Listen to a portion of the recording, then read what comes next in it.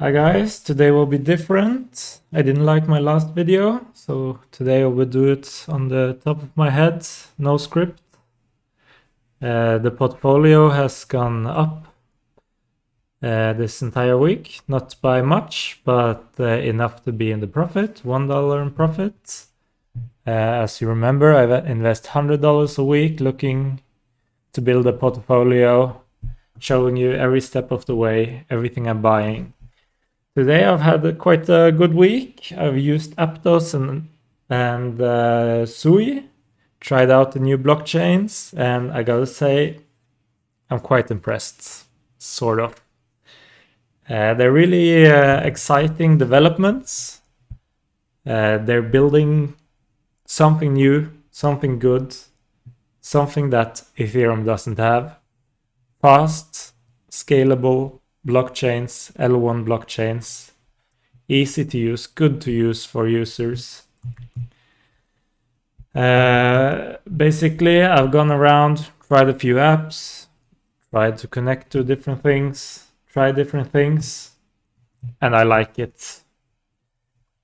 I use the Martian wallet. It's really fine, a good user experience, and compared to Ethereum, I've had so much fun. The problem is they're not competing with Ethereum. They're competing with the Ethereum killers. So when you have a look at these other move-based blockchain, Rust-based blockchains, you can see the problem.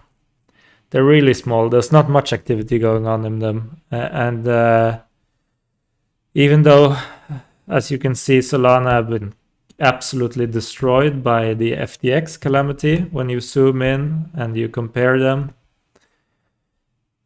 Solana, APTOS, near SUI. It's quite easy to see that Solana is still the killer. Solana is still the only thing that matters.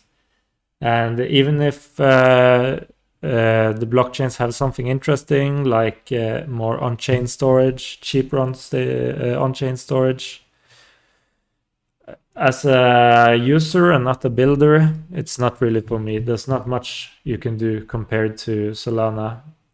So here you can look at APTOS, and it is on an upwards trend somewhat. It's quite flat, but you can see it's sort of going up.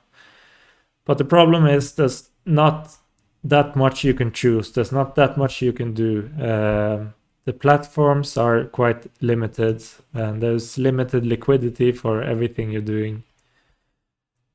And even worse for SUI. I mean, for SUI, 2 of the 4 biggest chains are also APTOS applications. The difference when you go to Solana is huge. You have so much to do. You have so many options to play with. And as a user, for the user experience, for everything, it's just completely different. The Solana has been really stable after FTX. Before FTX, it's been on a huge downward trend.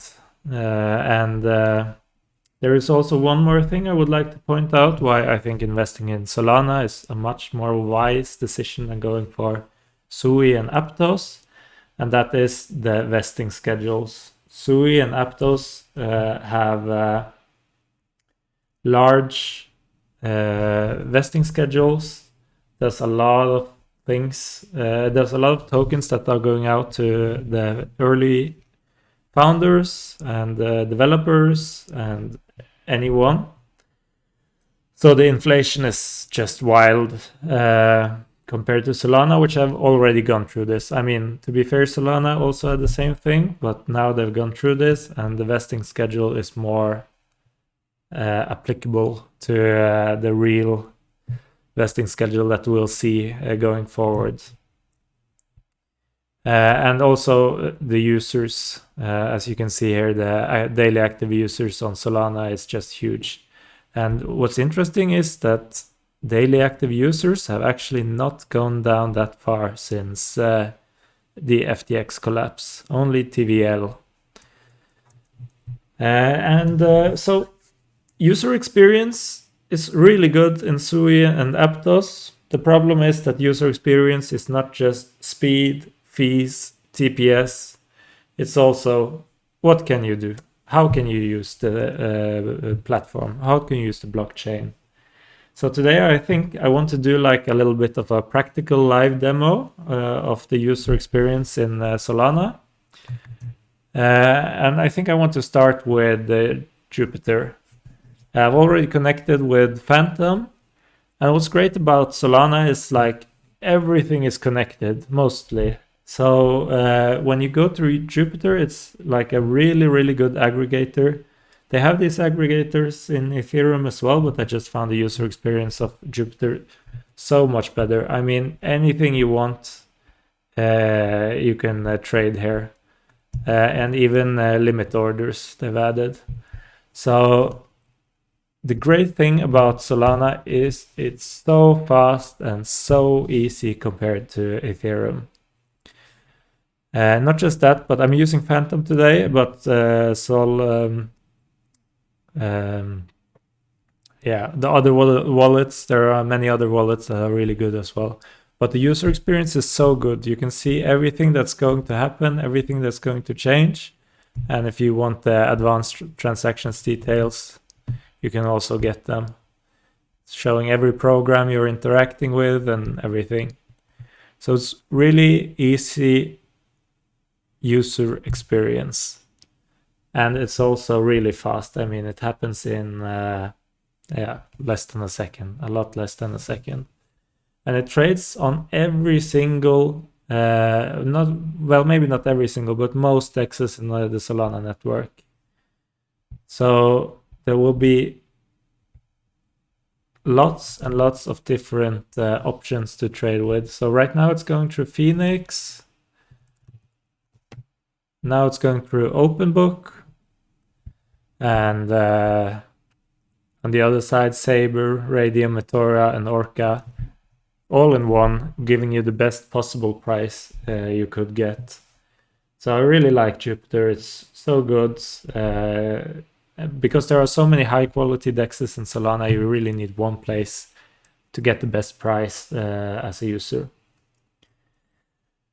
And there is also order books. With Serum, order books kind of died on Solana for a second. Serum was owned by FTX and Alameda, and obviously as soon as everything went to hell, it disappeared.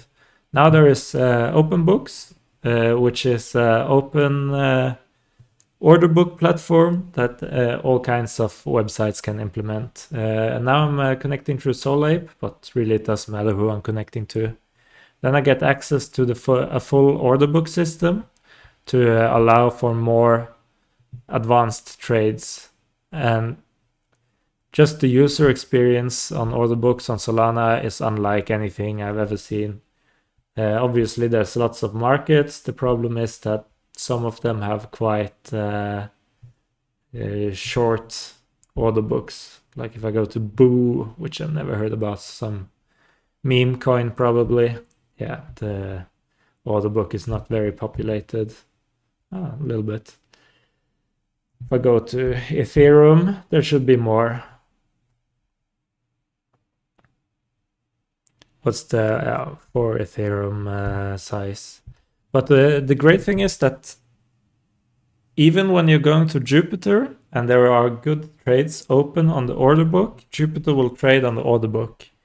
So as a user, you will always get, as a user of Jupyter, you will always get a good trade. And as a user of OpenBooks, you will always get people trading with you, takers basically.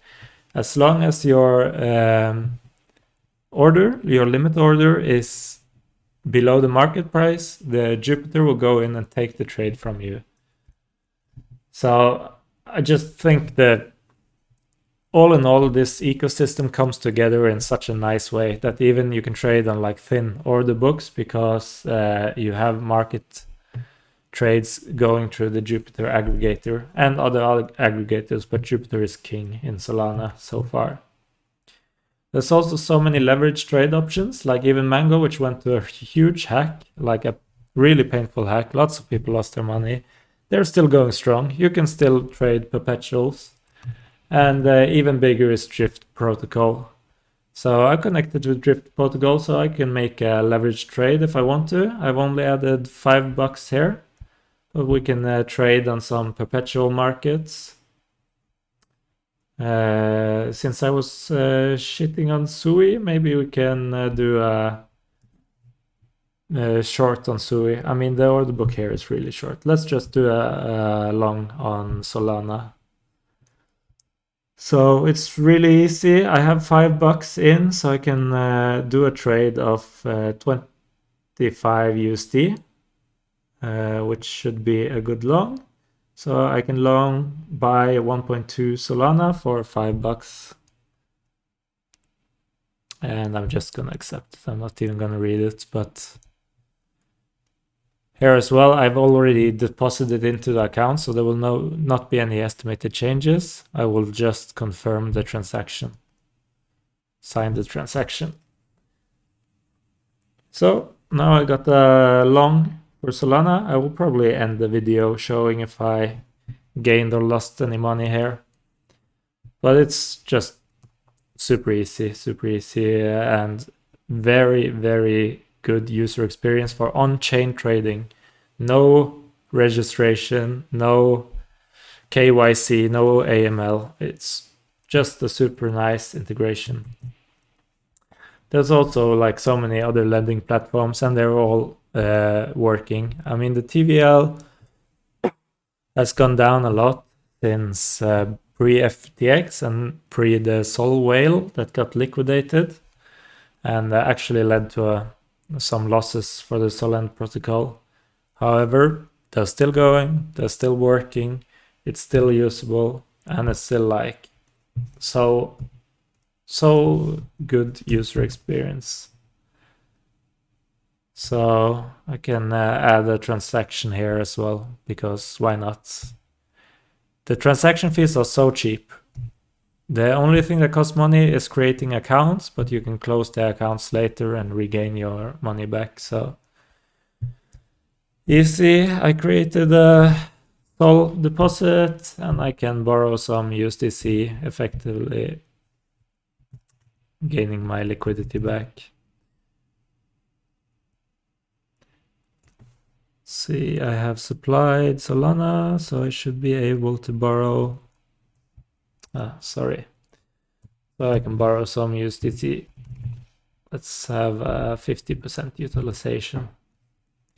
And I will repay everything after the video. I'm not gonna have this in my portfolio. It's just nice to see everything is so fast. After you used Aave, and even after you used the L2s, which I did in the previous video, you will see that the user experience here is just so much better. There's also like very interesting protocols for yield farming, like Tulip and Francium in this case, where I can put my soul to use and farm some radium, for example, even delta neutral farming. So radium is of course highly risky and lots of inflation. Probably still, I haven't looked into it for a while.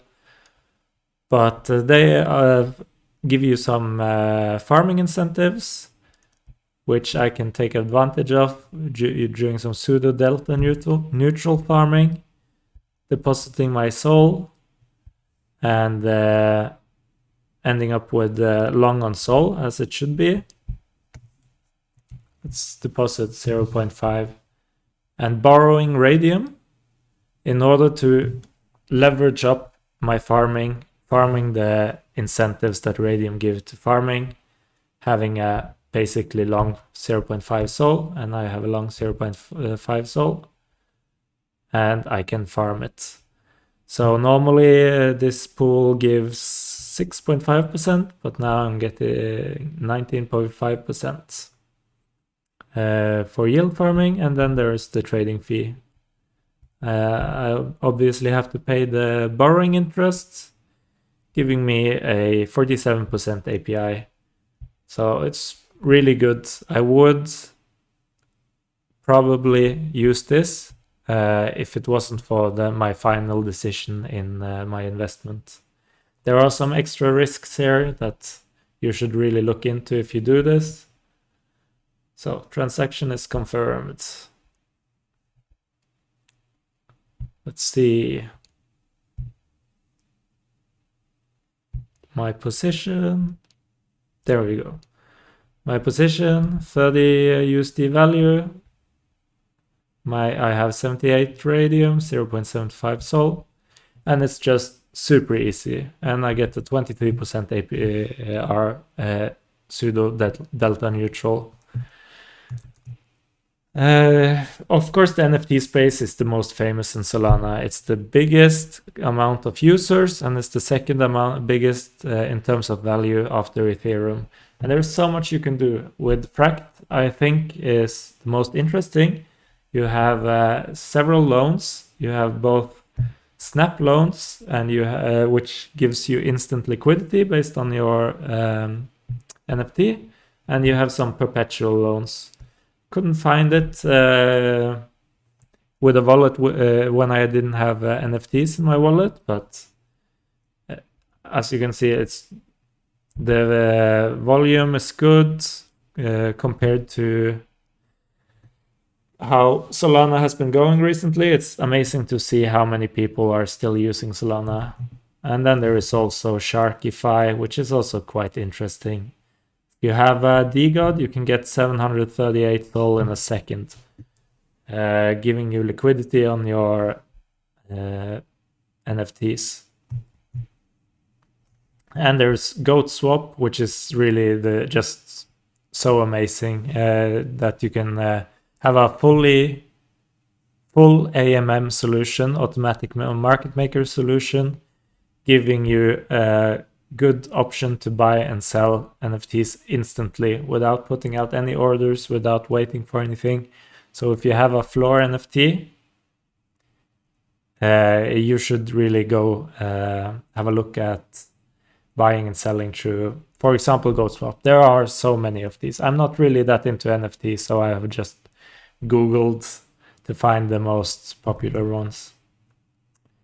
And there are also some really interesting things, like here you can borrow, now you can trade on property prices around the world, real estate markets, which is just so fun to have synthetic real estate markets that you can trade in.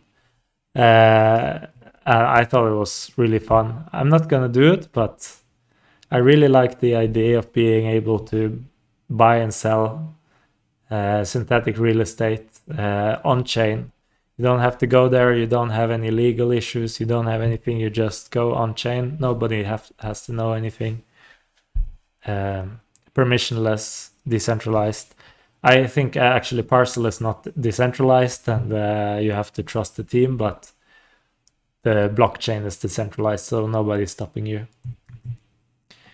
So instead of going and investing in Solana, which would probably be the good thing, I've gone and decided I'm going to invest in Lifinity.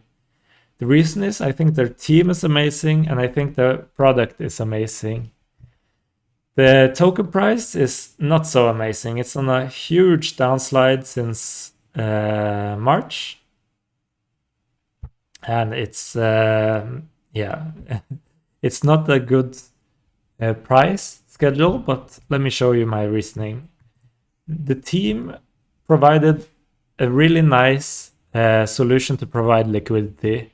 And with Jupiter being such a bastion in the ecosystem, they can provide liquidity for all Solana users. And they provide a very concentrated liquidity. I mean, they don't have much liquidity in anything. And look at this. They have 233,000 liquidity, and they have 13 million in volume. And this is because they look not at the liquidity pool composition. They look at the oracles. So they have take the oracle price from PIF, and they compare it to the markets, and they supply the trade, they give you the trade on the lower side of the Oracle price. So they always try to give you the trade on the side of the Oracle price that gives you the lowest price, but gives Lifinity the added value. So they take the trading fees, which is really small, like 0.04%, but they also take the price average difference between the Oracle and the other AMM prices. So on any given time, they will probably give you the best price, or usually the best price on one side of the market, which is why they serve around 20% of the total trading volume in Solana, with only a fraction of the liquidity. So you can't provide liquidity here. It's all owned by the protocol, and the protocol then gives fees and buys back its own token with rewards. So, and the team is just really amazing. They're really amazing with giving out the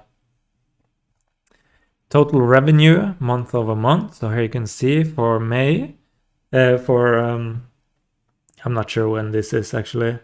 Yeah, from April 21st to May 22nd, they had 60,000 in revenue. 50% is distributed to holders. 40% is used to buy back Lifinity tokens, and 10% is used to fund development.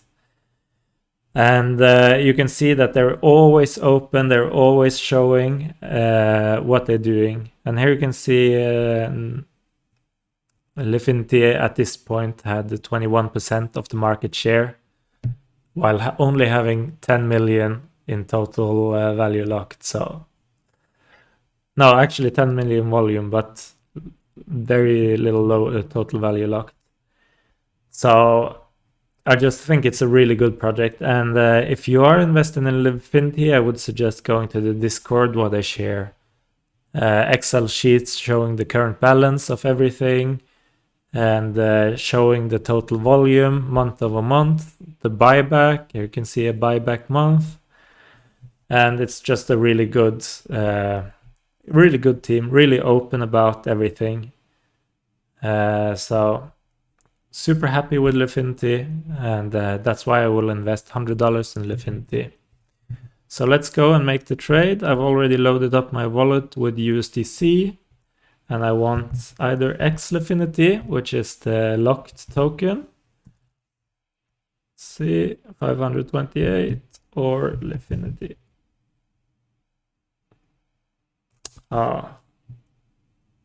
They don't trade one-to-one.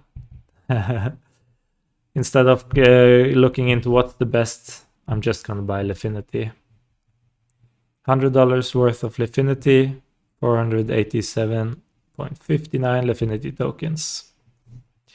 And of course, I want to take part in the revenue share. I'm already getting benefit from the buyback, which should increase the price over time. But I also want to get the benefit of the trading volume. So 50% of the trading volume is given out to token holders. So I will lock all my tokens for 4 years. And still you can see the Phantom experience is really good. There are other wallets which have just as good user experience. I just used Phantom because it's the biggest. So now I've locked 487.59 Lifinity tokens, and I should be earning rewards. They only give out USDC rewards now, but so I look forward to next reward period. Then I will come back and talk a little bit more about Lifinity, and talk a little bit more about how my trade went, how the market has gone, and show my portfolio after the fact. So thank you very much for watching. Hope you enjoyed my portfolio overview. My next $100 is invested in Lifinity, which should, well, let's see how it evolves. So thank you very much, and I will be back in about a week.